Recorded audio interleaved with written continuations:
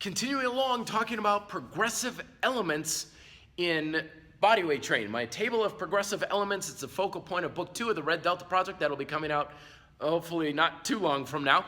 But we're exploring these things element by element to see how you can use it in order to satisfy the SAID principle for improving your performance, TUT, time under tension to build muscle, and ICE, increasing caloric expenditure. Now, today's element, we are on, what are we on? We are on angle to gravity.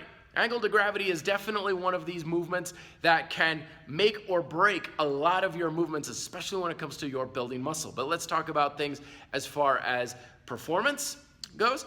Again, it's going to depend on what kind of performance you're after. Do you want to improve your slap shot in hockey, or are you trying to be a better rock climber? But be aware of your angle to gravity in everything that you're doing, because the force of gravity, of course, goes one direction, or we're pulling this way, gravity only goes that way.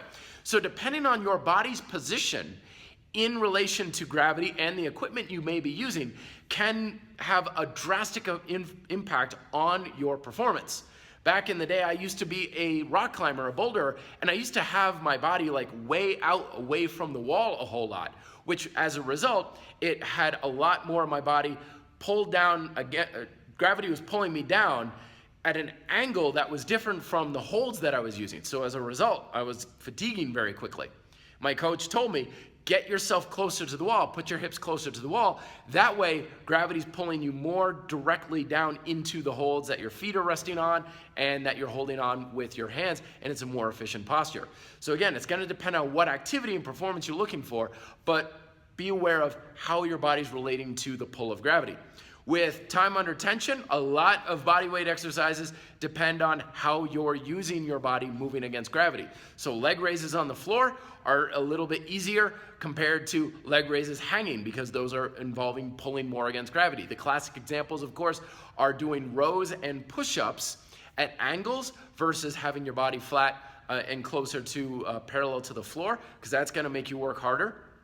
And even things like leaning forward when it comes to doing squats and lunges can have a big impact on how gravity is pulling you down in relation to the muscles that you're trying to work. And then finally, with caloric expenditure, this can be a really big boost for you with the invention of these great things called hills and mountains. Because anytime you're moving your body more against gravity, you're burning more fat and calories. So go up a hill with any means you like, riding a bike, walking, hiking, rollerblading, carrying or doing a rucksack challenge and whatnot. Anytime you're moving more against gravity through a steeper hill, you're burning more fat and calories. So there's angle to gravity. In the next video, we'll be talking, we'll talk about weight shifting, the element of weight shifting, and how that can help you improve performance, build muscle, and increase the caloric expenditure as well.